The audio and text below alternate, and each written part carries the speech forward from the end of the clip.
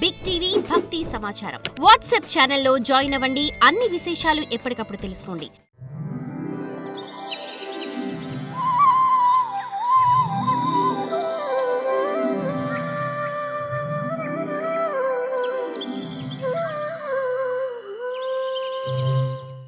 కాలము జీవుల కర్మ మరియు తన స్వభావమైనటువంటి శక్తి అనే వాటితో కూడినటువంటి భగవంతుడు తనదైన యోగమాయ యొక్క ప్రభావంతో విరాట్ రూపంగా ప్రకటమయ్యాడు. కనుక దీనిని పూర్తిగా వర్ణించే సాహసం ఎవరూ చేయలేరు.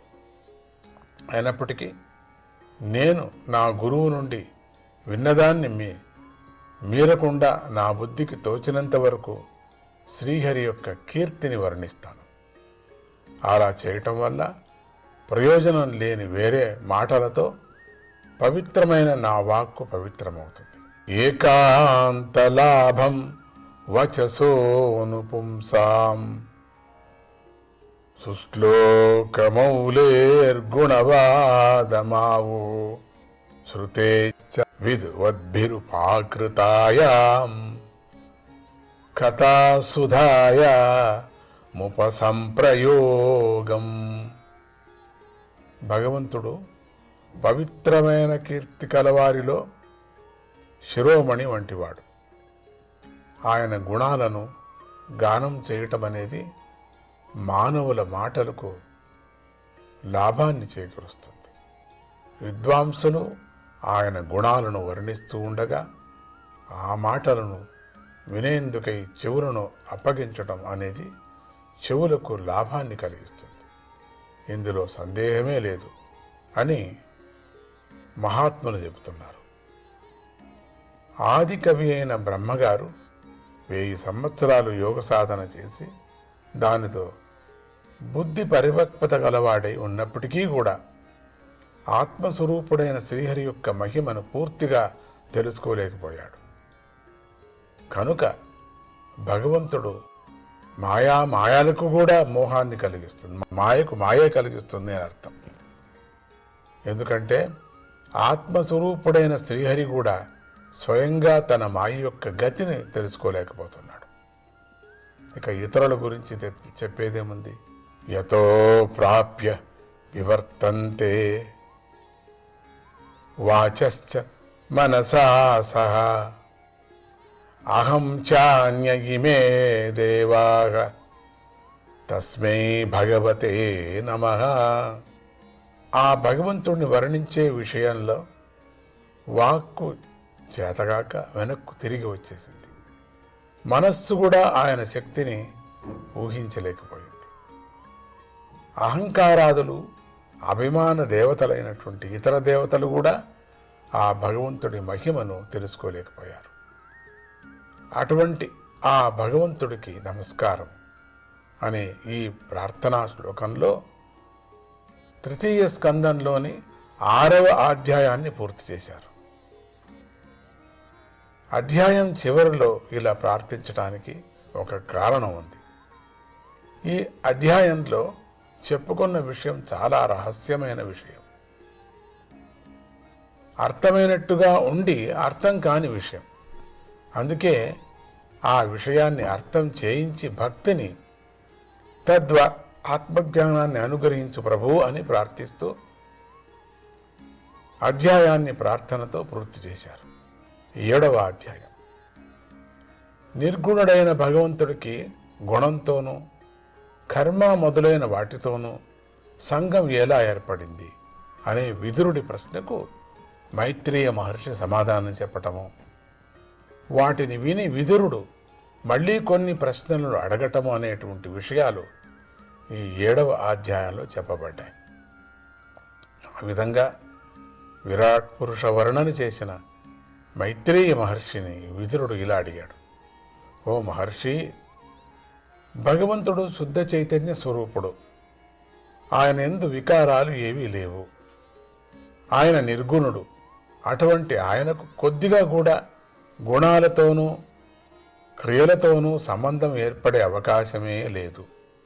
ఇలా ఉండగా మీరు చెప్పిన విధంగా భగవంతుడికి గుణాలతోనూ క్రియలతోనూ సంబంధం ఎలా ఏర్పడిందో తెలుసుకోవాలి అనుకుంటున్నాడు. దయచేసి తెలపగలరు అని అడుగుతున్నాడు. పిల్లలు చాలా ఇష్టపడి సంతోషంగా ఆటలాడుకుంటూ ఉంటారు. వారు ఆట వస్తువులను ముందు వేసుకొని కొందరు పిల్లలతో కలిసి ఆడుకునే ప్రయత్నంలో మునిగిపోయి ఉంటారు. కానీ భగవంతుడు నిత్యతృప్తుడు. ఆయనకు ఆడుకోవటానికై తనకంటే భిన్నమైన ఇతర వస్తువులు కానీ ఇతర వ్యక్తులు కానీ లేరు కదా. అటువంటి ఆయనకు ఆటలాడుకోవాలి అనేటువంటి కోరిక కలగటము, దానికి కావలసిన ప్రయత్నాన్ని ఆయన చేయటము అనేవి పొంతన లేకుండా ఉన్నాయి.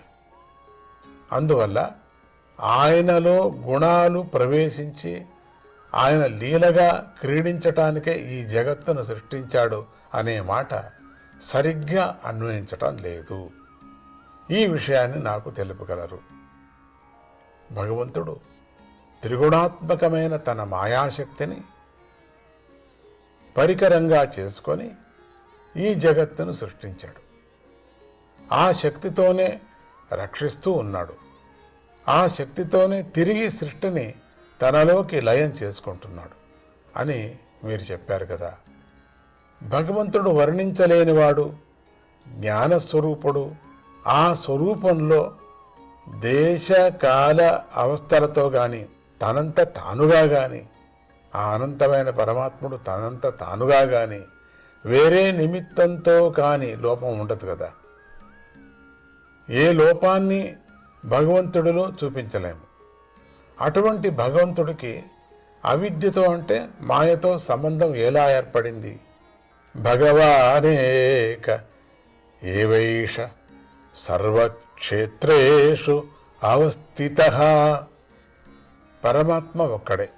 ఆయన వంటిది కానీ ఆయనకన్నా వేరేదేని కానీ మరొకటి లేనే లేదు. ఆ పరమాత్మే అన్ని దేహాల్లోనూ క్షేత్రజ్ఞుడై ఉన్నాడు కదా. మరి ఆ స్థితిలో ఉండే క్షేత్రజ్ఞుడు స్వానందానికి దూరంగా జరిగి కర్మలతో కష్టాన్ని అనుభవించేందుకు కారణమేమిటి?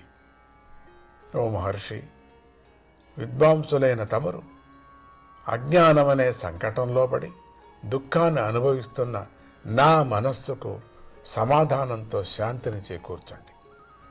నా మానసిక దోషాన్ని పోగొట్టండి అని విదురుడు ప్రశ్నించి ప్రార్థించగా అహంకారం లేని ఆ మైత్రేయ మహర్షి భగవంతుణ్ణి స్మరించి చిరునవ్వుతో ఇలా సమాధానం చెప్పసాగాడు. మైత్రేయ మహర్షి చెప్తున్నాడు, ఓ విదురా, నిత్యముక్తుడైన పరమేశ్వరుడు జీవరూపంలో బద్ధుడై దీనుడై ఉన్నట్లుగా కనిపించే ఈ పరస్పర విరుద్ధమైన స్థితి భగవంతుడి మాయ మాత్రమే అని తెలుసుకోవాలి. ఒక మనిషికి కలలో తన తల తెగినట్టుగా కల వచ్చినంత మాత్రాన అది నిజం కాదు కదా. అదేవిధంగా ఈ మానవుడు తాను బద్ధుడు కాకపోయినా తనను తాను బద్ధుడని అయ్యానని తన స్వరూపానికి భిన్నంగా చూస్తాడు. ఇలా చూడటమే అజ్ఞానం.